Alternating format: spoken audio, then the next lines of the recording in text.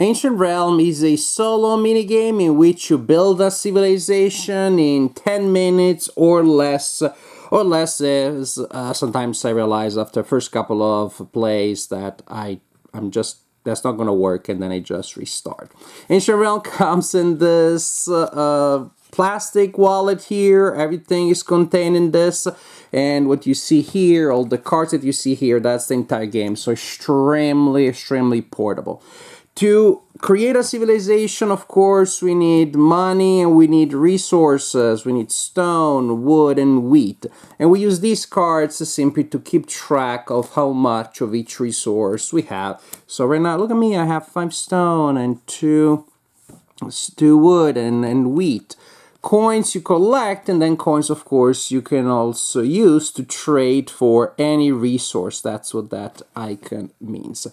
And so that's the idea for that. These cards are to keep track of what you can spend, because not everything is for free.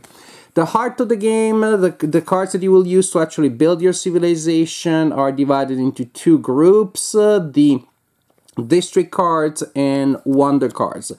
The district cards have different effects printed on the back, and the effect that is visible on top of the draw deck is actually available to you, so you can use it for as long as it is visible. Then the card is drawn and your effect becomes visible.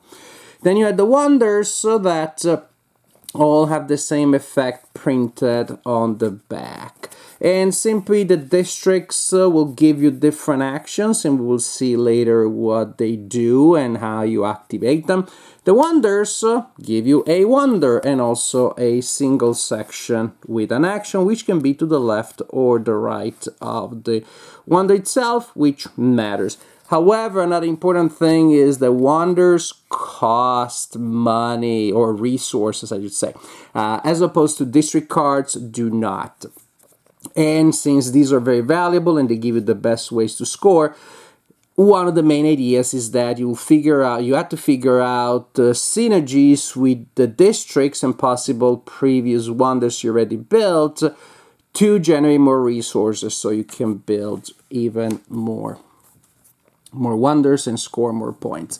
At the beginning of the game, you separate the wonders from the districts. You shuffle, place each face down like that, and then you draw 2 cards from each and place them in the middle of the table. Well, place them in front of you. You're playing solo, so just place it wherever is convenient for you. Gameplay itself is super simple, because each turn you will select one of the 4 available cards and place it in your civilization, which is a single line of cards that may overlap. And at the beginning of the game, you will probably want to place a district, because you may not have the resources to play a wonder. So the first card I simply played there to start my civilization. Now, after that, I can replenish from a card from either deck, so I don't have to replenish district with district and wonders with wonders. And suppose I decide to do that. Now, from turn 2, things become more interesting.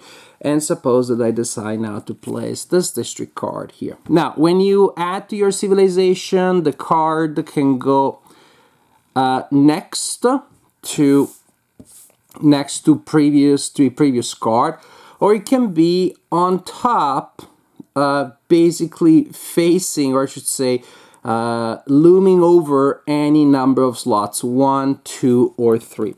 The general idea is that after I place a card on top of another, when there is a section on top of another, I get to activate this section at the bottom. So if I'm placing this card here right now, I'll get to activate these 2 abilities indicated here. After that, I slide it down. I think it was a guillotine that chops the previous parts of the civilization. Also, it is strangely thematic, as you layers of the civilization that replace the previous ones. And so, for example, suppose that here I decide to actually place the cards this way.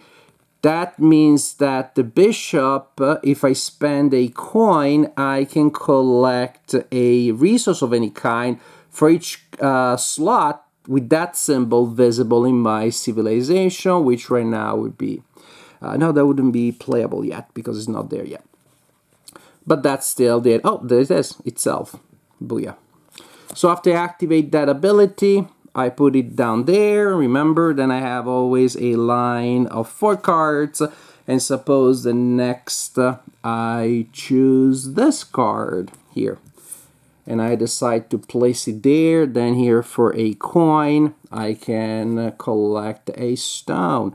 Next time I place this one here and I decide to cover these because I can. Then I get to activate all of these abilities. So the abilities basically will give you resources. Sometimes there is, as you already seen, there is a fixed amount, which is not bad, but also not excellent.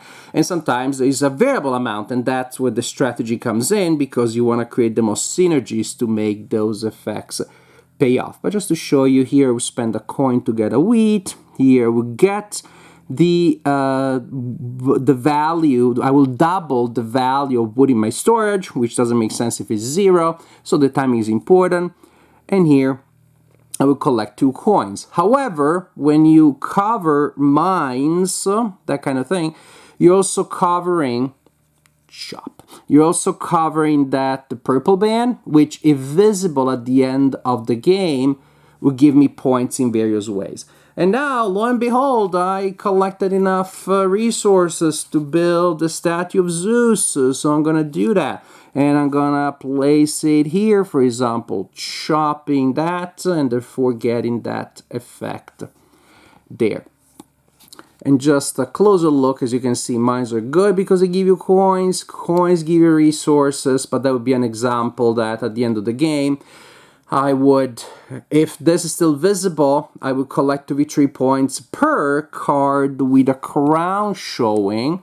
And I have 1 right now. So if I'm planning to keep that visible, I will want to synergize it with cards with the crown. Or I'll just chop it and build up on top of it and collect 2 coins. This one will give me 2 victory points per abandoned wonder. And that's the ability of the wonders, which is you can abandon an unbuilt one from the center row, discard it out of the game to collect resources instead. And sometimes you have to do that.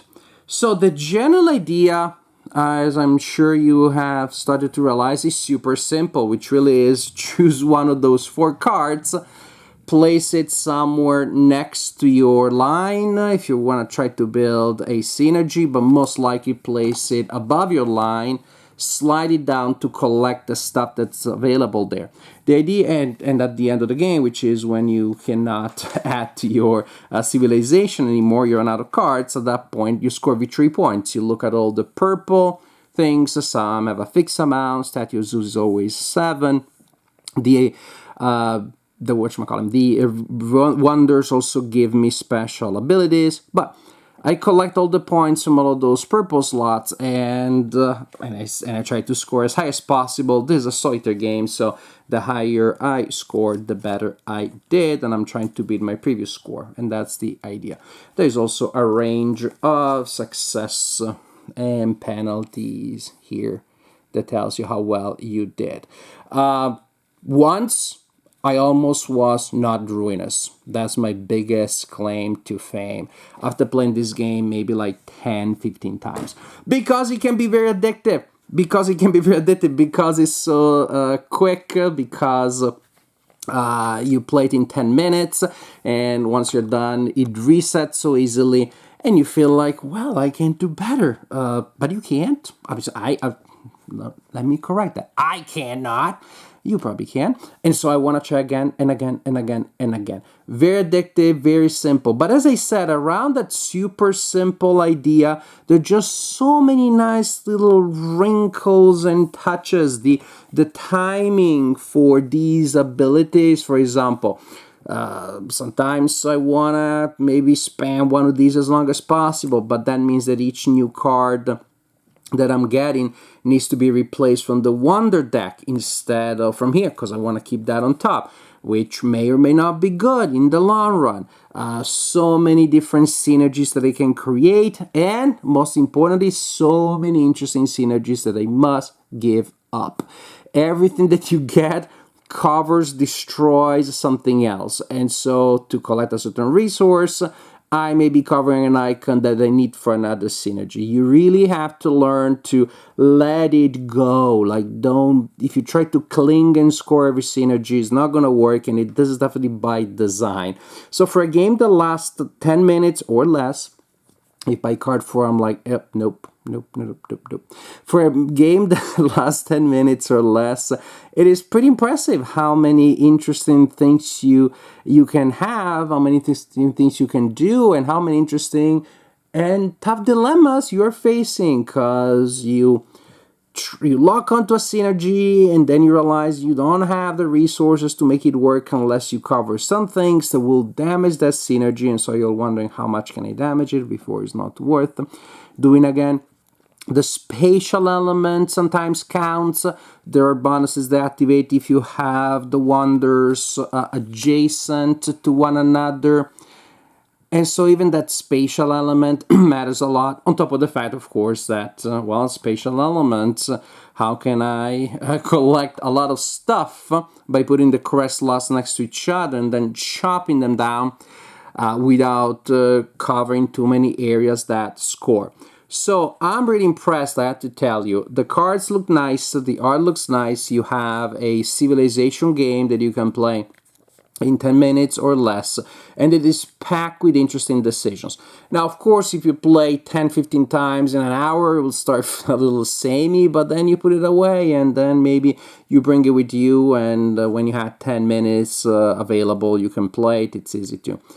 So quick and simple. So for a lunch game, for the ultimate filler game, while you're waiting for another game to start, it's a game night. Ancient Realm.